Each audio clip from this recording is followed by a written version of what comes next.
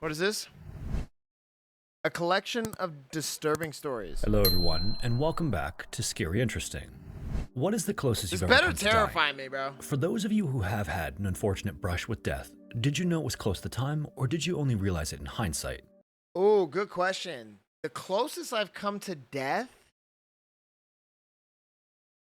Honestly, I don't even know. I mean, obvious answer would be like when I was really depressed, but that's kind of cheesy. The closest I've come to like just dying.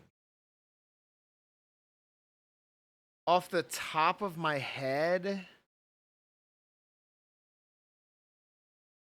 Off the top of my head? Oh, I don't know, man. Have I ever even came close to death? Oh, yeah, I know one. I used, and this is scary, bro. This is scary. I used to live in a place called Winslow. And if you don't, I mean, you don't know. Winslow is in Arkansas, and it's basically like a population of like 800 people, if that. I think it was lower even. It's just like nothingness. It's just woods everywhere. And we lived in a trailer that was just deep in the woods. It was a double wide trailer, so it was like a nice house. Anyway, I went with a few friends just like exploring the woods one day. We were just walking down the hill like in the woods.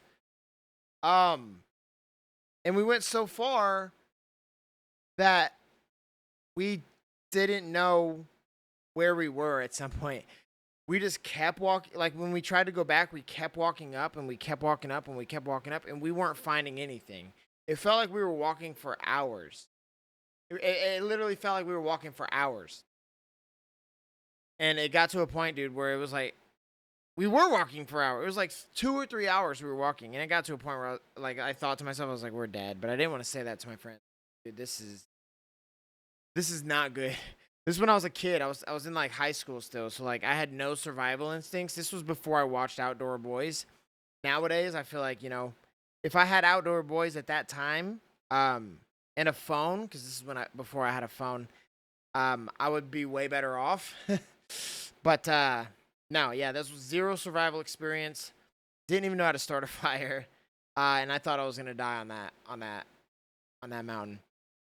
Drop in the comments or in the chat if you're watching this live your closest experience to death and explain it in detail. I want to read it.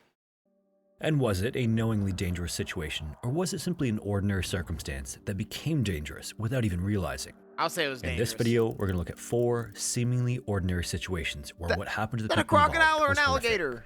I think it's a Although the events in crocodile this video because are its fleeting eyes are and up. non-descriptive, they are still highly Or disturbing, alligator, so 'cause viewer its eyes are on discretion top. is strongly advised. I'm over here acting like I know about alligators.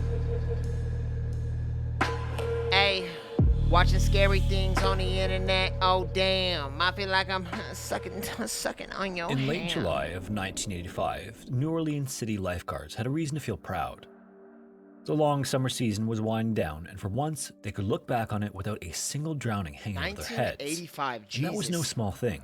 The people paid to watch swimmers and prevent a tragedy know better than anyone how quickly an ordinary day in the water can become a crisis. That year, however, was different, and in memory, it was the first time they could say the season had been trouble-free. That was also why the annual end-of-summer party felt worth celebrating.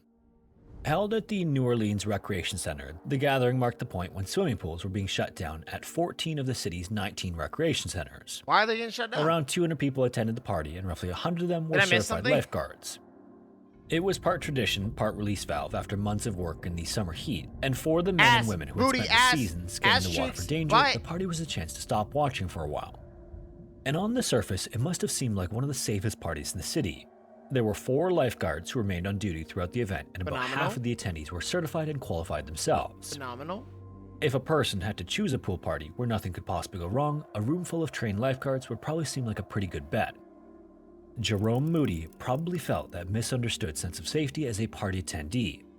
Unlike many of the others at the party though, the 31-year-old was not a lifeguard. He was there as a guest, and he didn't even plan to go swimming that night.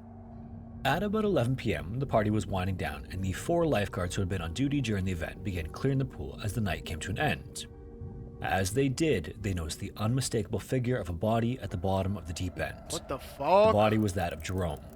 The lifeguards quickly jumped into the water and worked their way down to the bottom to retrieve him, and as soon as they got his body on the pool deck, they began life-saving efforts. By that point, however, there was nothing they could do, and Jerome could not be revived. Later, an autopsy confirmed that he had drowned, but even with that conclusion, the most basic questions remained unanswered. How? No one knew exactly how or when Jerome had entered the pool. All anyone knew for certain was that by the time lifeguards found him, he was lying at the bottom of the deep end, fully clothed, at a party that had been held to celebrate a summer without a drowning. He wasn't even there to swim. If someone drowning at a lifeguard party sounds impossible to you, it might help to know a bit about the process that occurs when someone cannot keep themselves above water. One reason Jerome's death seems so baffling at first is that most people have the wrong idea about what drowning really looks like. The popular image many of us have in our heads is that drowning is loud and dramatic. A person is thrashing wildly, screaming for help, and making it obvious to everyone nearby that something is terribly wrong. That's usually how the movies and TV portray it anyway. Real drowning, though, usually looks nothing like that. In most cases, it's quiet, subtle, and frighteningly easy to miss, even in a crowded pool surrounded by lifeguards. Jesus. A drowning person usually can't call out for help because the body's first priority is breathing, not speech. Yo, Josh, I thought you said LOL. Like you were laughing at this guy die. That's what I thought you said. If someone is struggling just to get air, there may be no ability to shout even for a second. Like, dude, that's evil. A drowning victim's mouth may dip below the surface and reappear above only briefly. From the deck, it can look like nothing more than a person bobbing in the water. And the same goes for arm movements. People often imagine drowning victims waving overhead, but that usually doesn't happen either. Really? During what rescuers describe as the instinctive drowning response, a person's arms tend to extend outward and press down on the surface of the water in an effort to keep the body upright and the airway clear. They're instinctively and involuntarily trying to stay above the water, and in that state, they can't control their movements well enough to signal for help in the way people expect. From beginning to end, the whole thing may look strangely undramatic. The person often remains vertical in the water with little or no visible kick, and there may be very little splashing or yelling at all. Unless a trained lifeguard recognizes what is happening and reaches a drowning victim quickly, the struggle on the surface may last only 20 to 60 seconds. Oh, that's my closest death. I went to a place called the Jones Center, and this was before I could swim. Oh, I have two, actually. Before I could swim, I remember I wanted to go down this like slide thing that led into the deep end, knowing I can't swim, but I didn't want to pass up the opportunity because we were a poor family, and I was like, I'm never going to come back here. And we never did. And it's not even expensive to go. It's like $11. But I went all the way up, and I knew that I was just hoping for the best. That's honestly what I was doing. I was just hoping for the best. I went down the slide, had fun going down, went in the water, and then I didn't come back up. But I was thrashing. So, I mean, I guess that was my response. I was thrashing, trying to survive. And then a lifeguard jumps in and saves me. That was awesome. But then there was another incident that I had where I was at like a lake. Again, this was before I could swim. It took me a long time to learn how to swim, actually, now that I think about it. I was at a lake, and the water was like rushing, and then there was one side where you can like sit and hold on to like a log or something. It was like a tree or whatever, and the water was kind of calm there. And then as you cross to the other side, the shore where everybody else was, the majority of people, the middle of it was like rushing water. I tried to swim across, but I kept going under. Like the water was taking me. What am I doing swimming when I know I can't swim? I kept trying to swim, and I was going under, and I literally, dude, I thought I was gonna die. I legitimately thought I was gonna die. I kept going under. I was like, if I go under one more time, I'm like dead. And then I went under. And like that was it. Like I actually thought that I was gonna die. Like I went under again, and I didn't know what I was grabbing for. This is a lake, so the water's like brown. I couldn't see anything. I'm trying to like breathe. I took in a big breath of water, which is like the first step to like death. And then right when I did that, somebody like grabbed my arm from under the water as it's like pushing me. I'm like going down the current. Some lady grabbed me, pulled me up, and like swung me to the like area that wasn't like rushing water, like the calm water. And I'm like gasping for air, and she's like, "You almost died, didn't you?" And then she went back to just like enjoying her day. And I was like, you have no idea that you just like, or maybe you do have an idea and you just have like an insane amount of aura. But I was like, you just saved my life. Seconds before they slip under. It's a terrifyingly short window, and to the untrained eye, it may not even register as an emergency. In fact, drownings can often happen in exactly the sort of setting where most people feel at ease. A large share of child drownings in particular take place during family pool gatherings, and in some cases, adults are within a short distance, even watching without realizing the child is actively drowning. Okay, so People I'm gonna start looking out for that, because, like, I'm just gonna keep an eye on how long they're underwater. Because typically, like, I mean, for me, I can't hold my breath for more than 20 seconds. So if there's a child that's under the water for more than 20 seconds, I'm diving in. I don't give a fuck. can literally witness the beginning of one and still miss Or it a completely person because in it does general. not match the dramatic picture in their heads. That reality frames Jerome's untimely and tragic death in an entirely different way. The irony of drowning at a lifeguard party meant to celebrate a lack of drownings may not be lost on you, but the truth is, it's exactly the kind of setting where drownings occur. That's crazy. October 11th, 1987 was the perfect day for an outdoor get-together. Yeah, in drowning Northeast is like the scariest thing to me. I think I would rather burn to death. Chat. Answer me this. Or if you're watching this on YouTube, comment below. Would you rather drown to death or burn to death? I think I would rather burn to death. That's a tough one to answer, but I think I would not want to drown. Because I've came close to drowning, and that was the worst experience of my life. Horrifying. Juicy Josh. I would much rather drown than. There's no booty pic, by the way. I don't know why you're saying that. I'd rather drown than burn. Yeah, no, don't use that word. Use spaces. You'll get a timeout. Namibia, and Cobus Slabber was going to take advantage of it. He contacted a few friends of his, and soon enough, several families were enjoying a barbecue on the banks of the Zambezi River near Katima Mulilo, a remote town between Angola, Botswana, and Zimbabwe. Food was on the fire, adults were chatting with one another, and children were laughing and playing. Cobus was the postmaster in the town, and life in that part of the world meant living close to the river and the wildlife that came with it.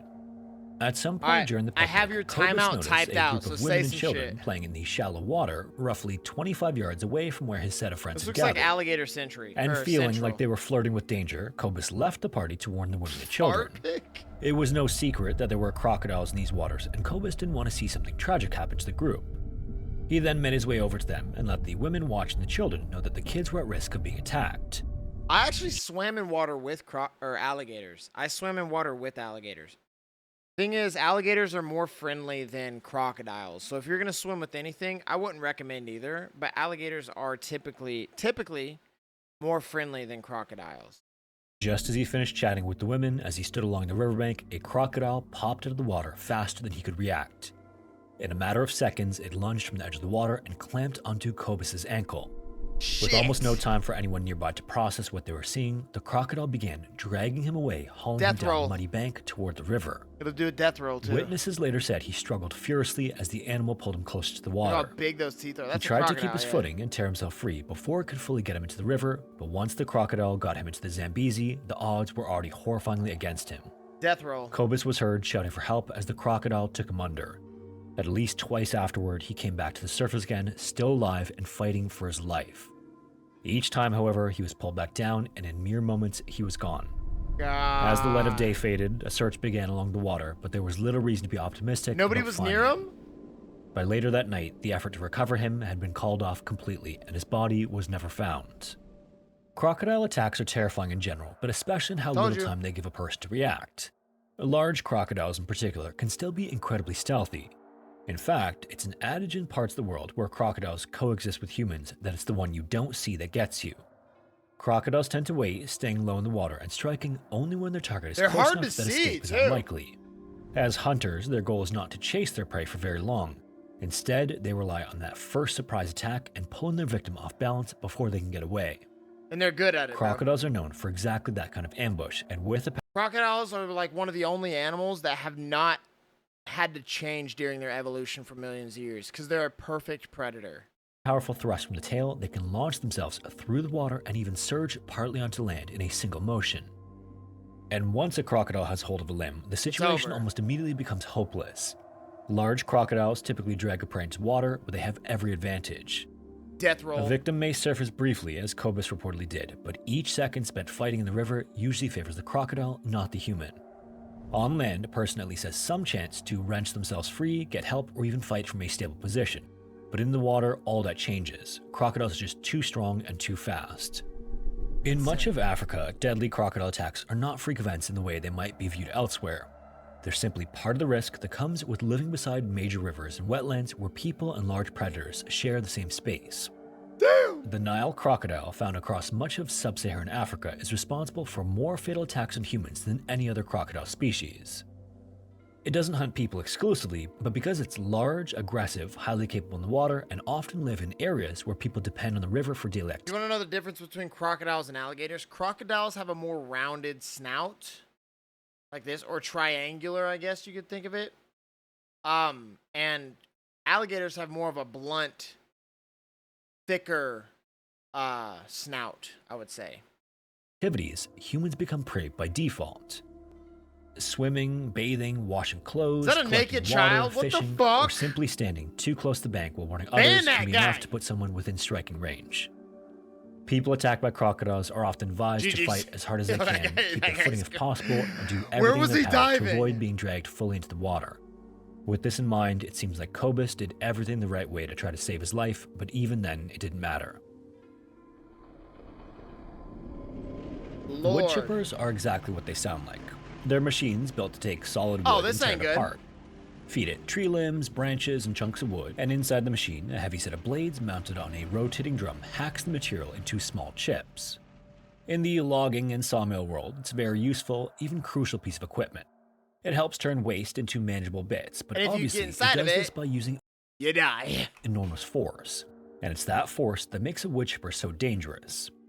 Commercial machines are designed to grab material and pull it inward with speed, and once something is caught, get in there is your very eye? little time to react. Most people, though, picture the danger as being limited to the blades themselves, but the threat starts before whatever reaches them. The rollers, feed mechanism, and moving parts can seize clothing, gloves, or hand in an instant and drag a worker straight toward the cutting system. Even when that doesn't God. happen, though, a chipper can still injure or kill in other ways, including by throwing or releasing parts or pieces with violent force. As a result, year after year, wood chippers leave behind a trail of horrific injuries and deaths. Many victims are pulled directly into the machine, while others are struck by components that suddenly give way while the chipper is operating or being worked on. Those aren't the only ways a wood chipper can be dangerous, though. Sometimes it's the force still trapped inside after a machine has been stopped. These machines don't have to be fully running to kill someone, which presents a whole world of risk that workers have to be aware of. A conveyor can shift, a pressurized line can burst, a jammed mechanism can suddenly break loose, or a cable under tension can behave like a whip. God During damn. maintenance or troubleshooting, workers often move close to machinery specifically because something has gone wrong, which is exactly when the danger becomes harder to predict.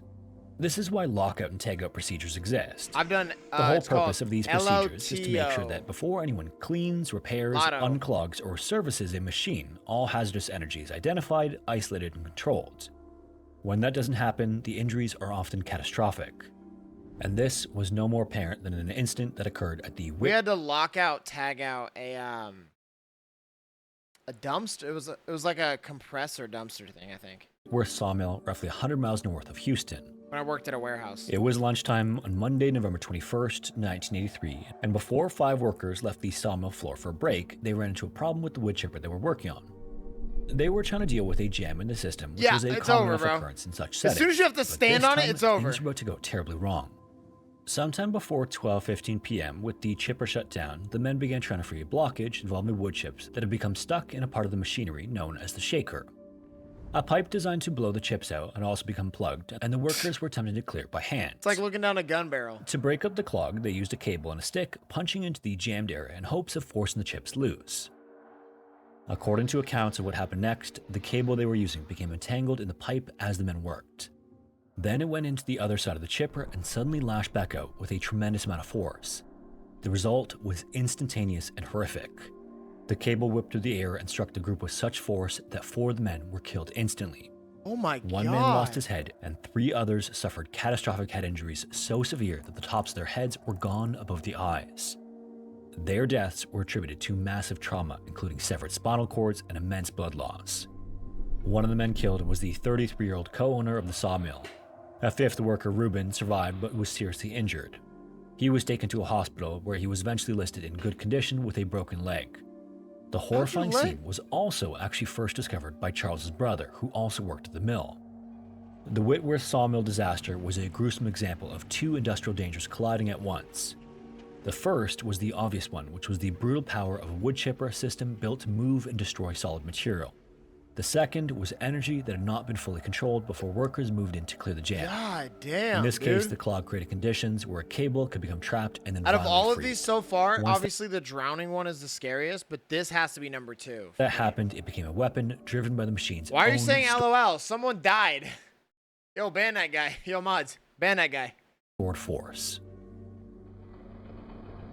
Homeboy said LOL. Commercial laundry facilities began mechanizing in the late 40s and early 50s, but the 90s were the real age of automation and integration. What is this? For the average person, places like H&L Linen Service, where Alfredo Castro worked, are the very essence of industrial chaos. It's just laundry. The air is thick and sticky, and the smell of bleach and industrial detergents can be downright overwhelming.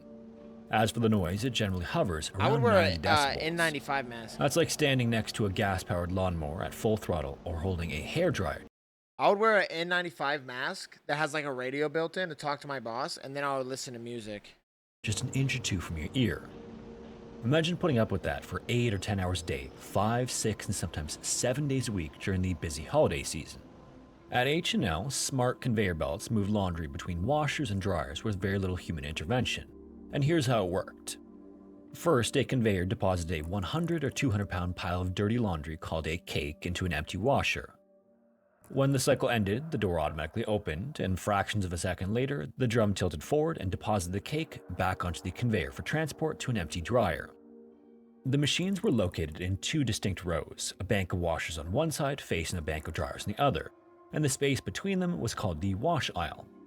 As for the washers and dryers themselves, this can't be dangerous. It's by washers and standards. dryers. Some of the drums were tall enough to accommodate a man standing upright. The electric drive motors also generated about 4 or 5 horsepower, and with a 10 or 20 to 1 gear reduction, they produced as much torque as a mid-sized car. 31-year-old Alfredo Castro lived in Roxbury, Massachusetts, about 3 miles north of H&L. He and his night shift co-workers were struggling to keep up with the abnormally high flow of dirty laundry on the evening of Wednesday, November 21st. Where's the laundry coming from? At 7 p.m., Alfredo was diligently cleaning one of the dryers on the wash aisle. See, these are not like the masks I would use. These are not N95. It's N95, right?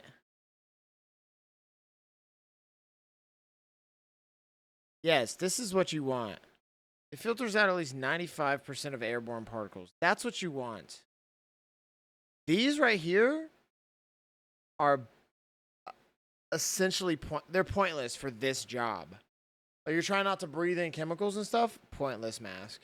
Clearing it was a vital task because it prevented items from getting lost and mixed in with other loads. That mask is basically for you to, like, when you sneeze, that you don't, like, spread the sneeze. It doesn't help with anything else. More importantly, it prevented napkins, uniforms, and table linens from getting stuck in the crevices between the drums and frames and damaging the machines on the next cycle. At the time, a 100-pound bundle of wet laundry sat on the belt waiting to be deposited into the machine that Alfredo was looking into. Dude, laundry is really heavy.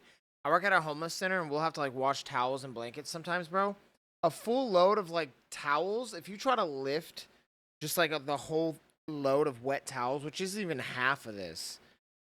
Dude, if you chuck that at someone, it's like throwing a rock at them. So that, if that fell on you, it's going to crush you because water is heavy as fuck, especially in towels, because towels absorb more water.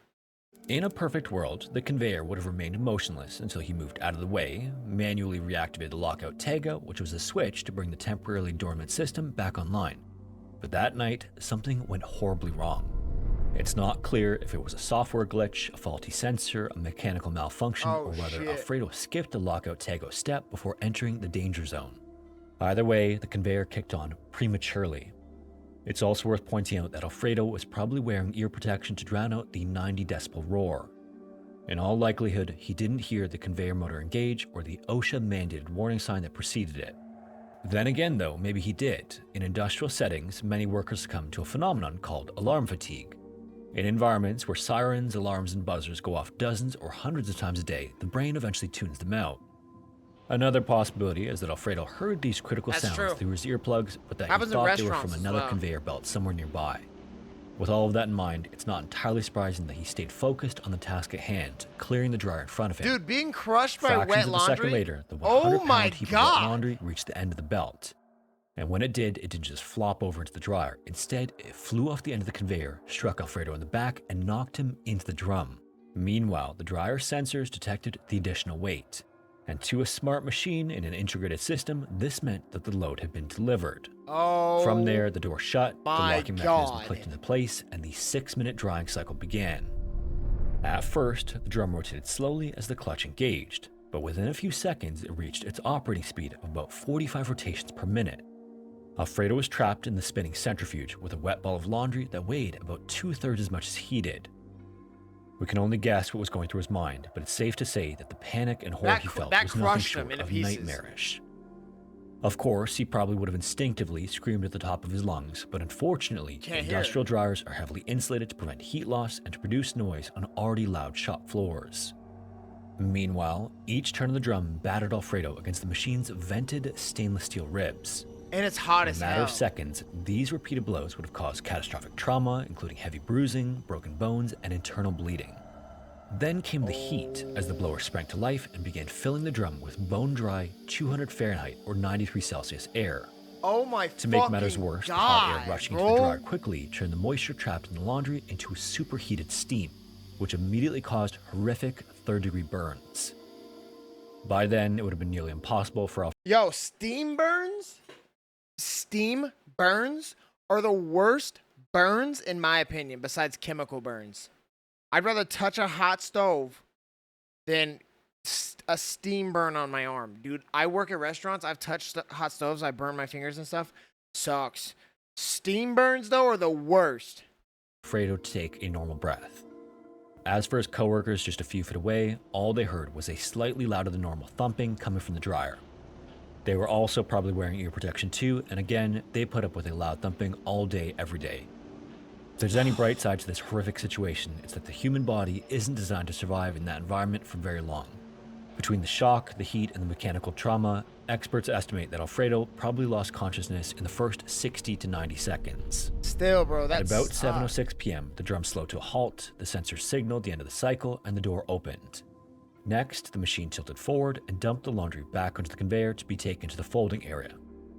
It was only then that Alfredo's coworker saw his battered body, head, arms, and legs protruding from the bloody heap of laundry. By then, there was nothing they could do because he was already dead. That sucks, Boston bro. police investigators arrived shortly thereafter. Within the hour, they determined that Alfredo's death was an unfortunate industrial accident. And after that, investigators from OSHA picked up where they left off. They investigated for a number of weeks before finally confirming that Alfredo's death was an unfortunate accident. That said, the investigation also uncovered multiple violations and issued a number of citations. First, they found that company management failed to ensure that workers adhered to lockout-tagout protocols. What? If any part of the chain had been manually switched off that night like it should have been, the conveyor wouldn't have been able to move and Alfredo wouldn't have been pushed into or died inside the dryer.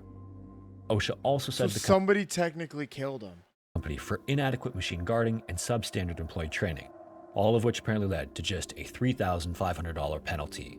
Great. Sadly, Alfredo's death didn't result in sweeping industry-wide reforms. On the other hand, though, it did highlight the dangerous gray area that often exists between human layer and automation. With that said, though, according to some industry watchdog groups, commercial laundry workers aren't any safer today than they were all the way back in 1990 when 31-year-old Alfredo Castro lost his life in a particularly gruesome fashion. Jesus. If you made it this far, thanks so much for watching. No And problem. a special thanks to everyone. No problem, dude. Oh my God, bro. This guy's got banger videos. Yo, shout out Scary Interesting. Because every time... Oh, my toes. Oh my God, my toes. I did MMA and I kicked somebody's knees as they scooted back. So, like, the tips of my toes, just like with full force, just like, did like this and bent them all sideways. Yeah, that's insane. Holy shit. Oh my God, that's terrifying. Wood chippers are... Oh no. Probably lost consciousness after 60, 90 seconds. That's a long ass time. Yes. That's exactly what I said. Oh my gosh. If you guys want to see me react to more videos like this from Scary Interesting, be sure to like, comment, and subscribe down below.